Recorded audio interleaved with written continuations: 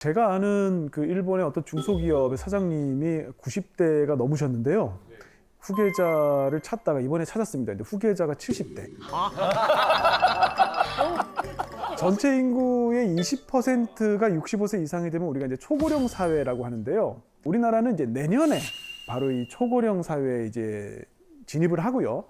일본은 이미 이제 2007년에 이 초고령 사회에 진입을 했습니다. 작년, 그러니까 2023년에 공표된 전체 인구 대비 고령자 비율을 보면 일본은 30%에 육박합니다. 3명 중에 1명꼴로 고령자인 셈이죠. 그래서 이 일본에는 우리나라에서는 보기 힘든 특별한 광고가 실리기도 하는데요. 주인공은 안자키 사토루라는 대기업 사장을 하시다가 이제 정년 퇴임하신 분인데, 이분은 이제 온몸에 암이 이미 전이가 돼서 수술이 불가능한 상황이 생겼어요. 아이고야. 그래서 생전 장례식을 지금 광고하는 거예요. 그래서 내 장례식에 좀 와다오 해서 사람들을 초청하는 내용인데요. 이 본인의 장례식장에 1000명 정도가 방문을 했습니다. 그래서 이제 직접 편지도 전달하고 휠체어 타고 이제 모든 테이블을 돌면서 인사도 하고요. 그리고 이제 6개월 뒤에 81의 나이로 생을 마감했습니다. 이런 이제 안자키 사토루 씨가 보여준 이런 행동은 일본 고령층 사이 요즘 유행하는 슈카츠 종활이라는 건데요. 이게 노인들이 스스로 하는 마지막을 준비하는 활동, 종활이라고 합니다. 아, 종활.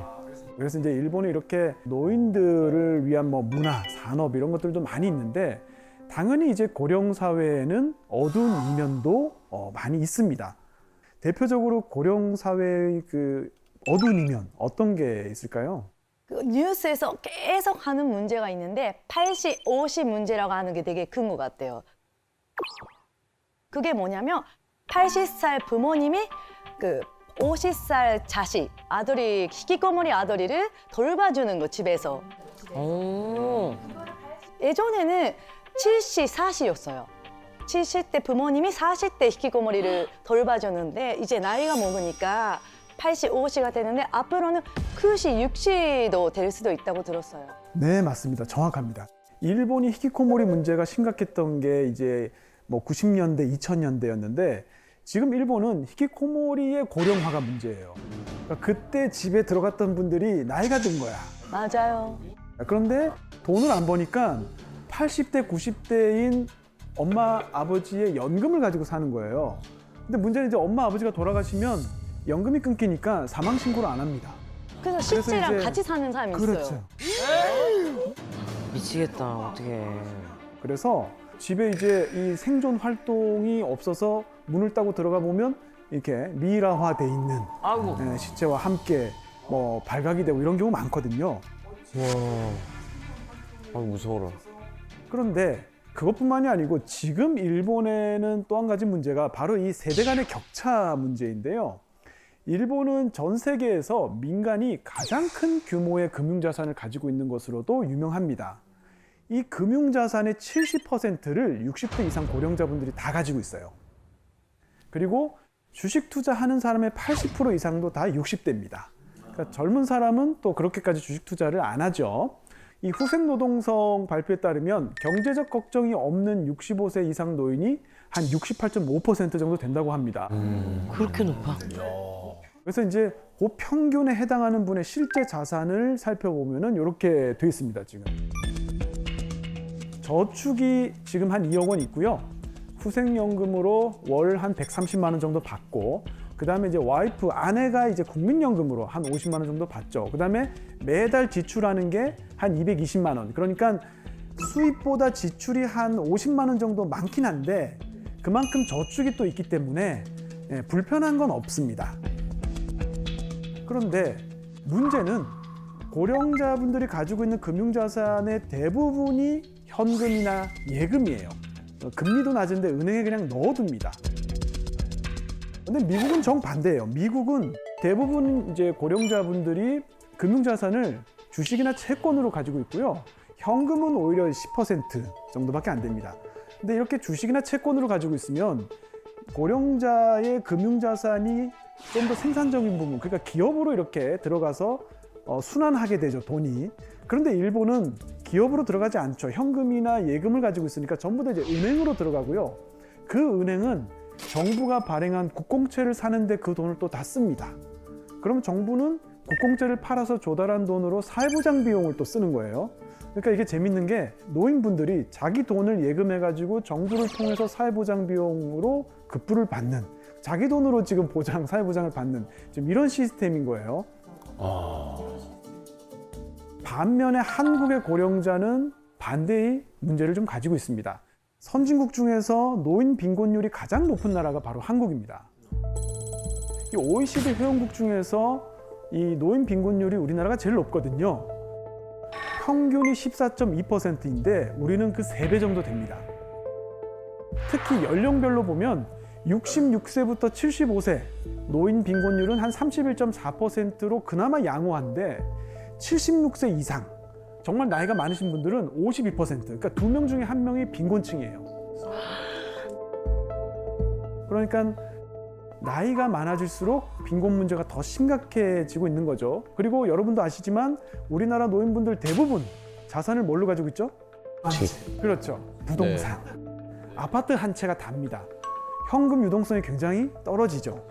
나중에 부동산 가격이 만약에 떨어지거나 아니면 팔려고 해도 사줄 사람이 없으면 이거 정말 큰 문제가 되는 겁니다. 그래서 이게 정말 우리나라의 어떤 시한폭탄 같은 그런 문제고요.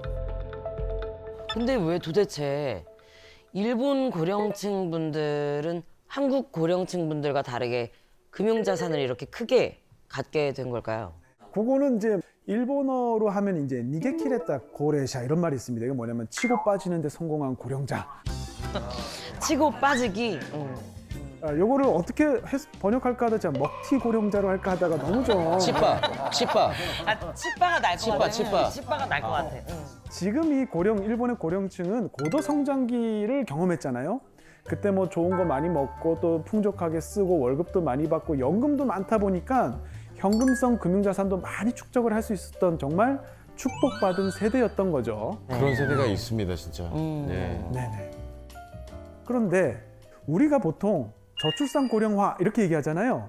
그래서 우리나라에도 저출산 고령화 사회 위원회가 있는데 생각해 보시면 저출산하고 고령화는 전혀 결이 다른 문제예요.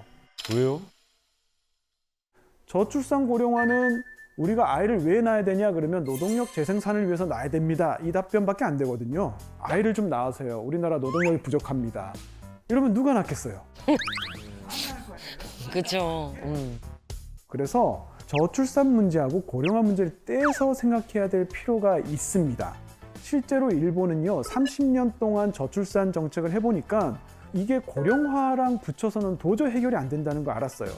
그래서 일본은 그 문제를 분리해서 생각하기 시작했고요. 작년에 어린이 가정청이라는 걸 만들었습니다. 그러니까 고령화랑 상관없이 저출산 문제에만 집중하겠다는 거고요. 아이가 행복할 수 있는 사회를 어떻게 하면 만들 수 있을까? 이런 관점에서 접근을 하고 있습니다. 그리고 한 가지 더 있습니다. 일본이 한 30년 해보니까 이 출산이라는 게 소득이랑 굉장히 깊은 관계를 맺고 있구나 이걸 알게 됐습니다. 그래서 우리가 뭐 어린이 수당, 일본에서 이제 고도모 테야테라고 어린이 수당 이런 거 주거든요. 그런데 여러 가지 일본이 실험을 해보니까 어린이 수당 줘서는 아이를 낳지 않아요. 일시적이잖아요. 맞아요.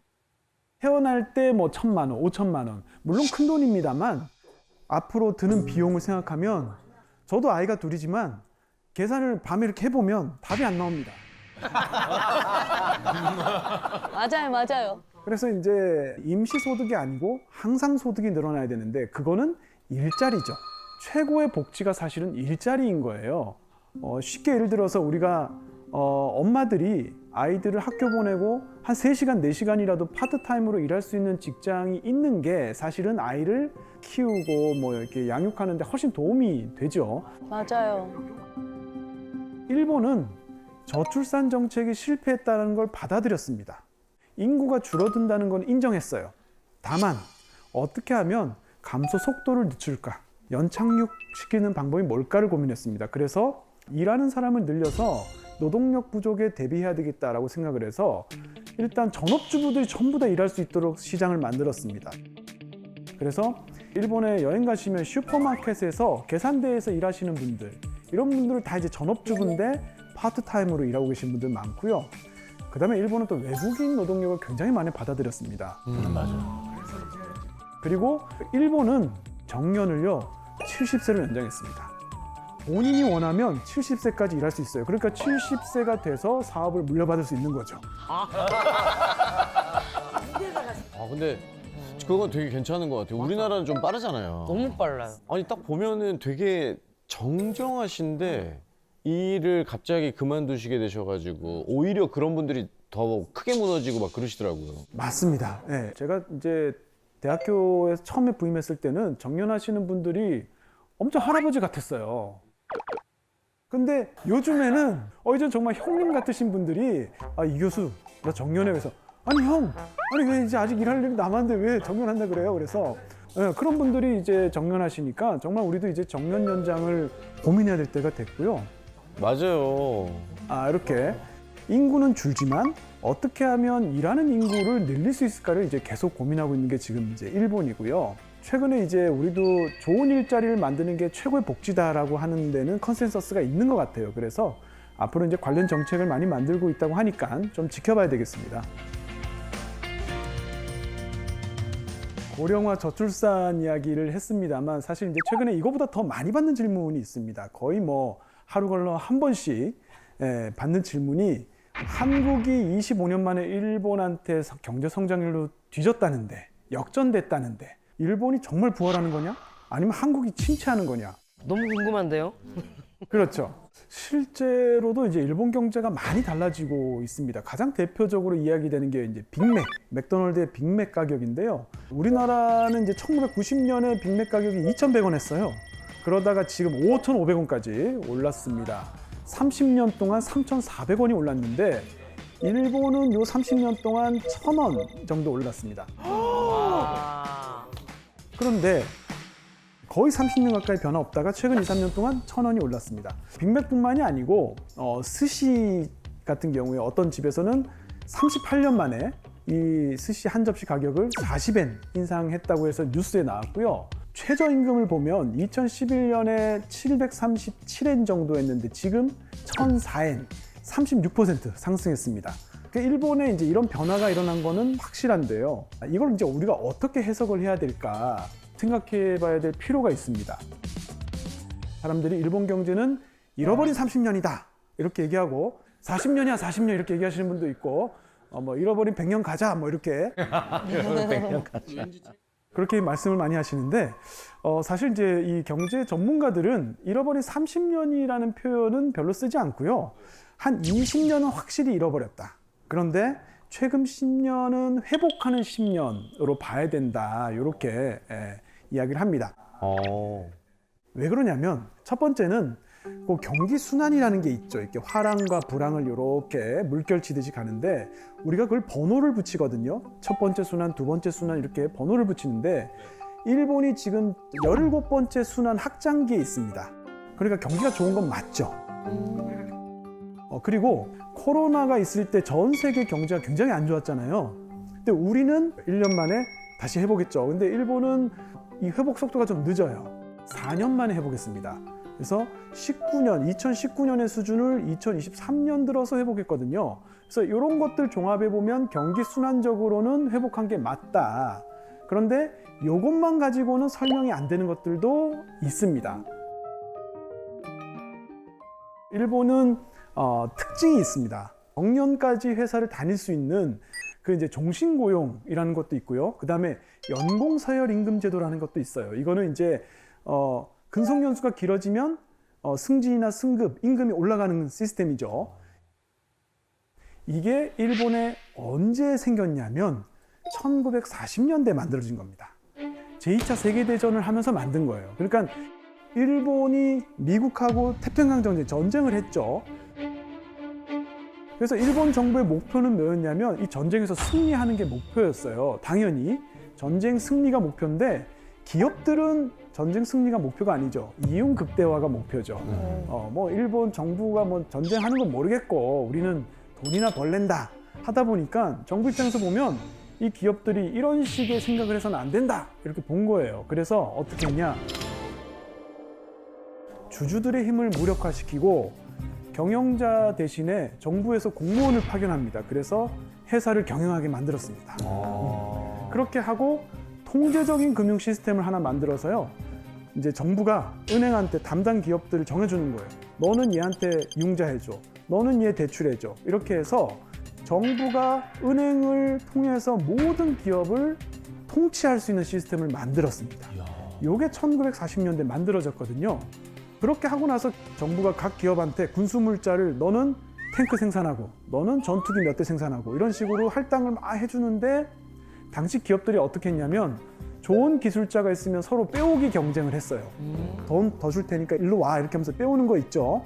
근데 그걸 하면은 정부가 원하는 전쟁 물자를 만드는 그 시스템이 제대로 돌아가지 않는 거예요. 빨리빨리 원하는 물자를 생산했으면 좋겠는데 기업들이 경쟁하면 이것도 별로 바람직하지 않으니까 정부가 또 나서서 노동자 이동 금지 법으로 딱 정합니다. 그 다음에 움직이는 이유가 뭘까 생각해 보니까 월급인 거예요. 월급이 좀 높으면은 가잖아요. 그래서 월급 동결하고 1년에 딱 한 번만 올릴 수 있게 해놨습니다. 그게 뭐냐면 정기 승급, 호봉, 1호봉 올라갈 때 모두가 똑같이 월급이 올라가는 거예요. 이렇게 해서 1940년대 만든 시스템이 장기 고용하고 연공 서열 임금 제도가 되는 거예요. 그런데 이게 일본의 고도 성장기에 굉장히 어떤 힘을 발휘하면서 일본의 고도 성장을 이제 이끌었죠. 그래서 장기 고용과 연공 서열 임금 제도를 우리가 이해하기 쉬운 게 바로 크레용 신짱, 짱구입니다. 짱구. 짱구요? 짱구? 이 만화에 등장하는 짱군의 가족이 장기 고용 연공 서열 제도 하에서 표준 가구의 기본을 보여주는 모습입니다. 맞아. 네. 기본. 일본에는 표준 가구라는 게 있습니다. 이게 뭐냐면 아빠는 연수입 600만 엔 정도의 정규직 남성 노동자이고 엄마는 무조건 전업주부. 그 다음에 아이는 둘 있어야 돼요. 그 짱구 있고 짱아 있잖아요. 네, 둘이에요. 이게 이제 일본에서 세금 제도를 만들거나 사회보장 제도를 고려할 때 계산하는 표준 가구입니다. 특히 이제 짱구 엄마가 전업주부잖아요.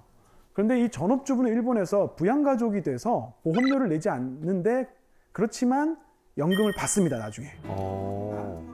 그래서 이걸 일본에서는 주부연금이라고 합니다. 예. 어떻게 보면 싱글세죠. 왜냐하면 결혼 안 한 사람들이 돈을 좀 더 내서 결혼한 전업주부들 연금을 주고 있는 그런 형태긴 한데 우리는 이게 납득이 좀 안 가죠. 이거 공평하지 않다. 그런데 이제 일본은 이게 지금도 통용되고 있는 거고요. 우와. 요즘에 이제 짱구 아빠 부르주아 뭐 이렇게 얘기합니다. 왜냐하면 어릴 땐 몰랐는데 지금 보니까 맞아. 혼자 외벌인데 애 둘 키우죠, 개까지 키우죠, 강아지, 흰둥이 키우죠, 2층 집 있죠. 도대체 이걸 어떻게 하냐는 거야.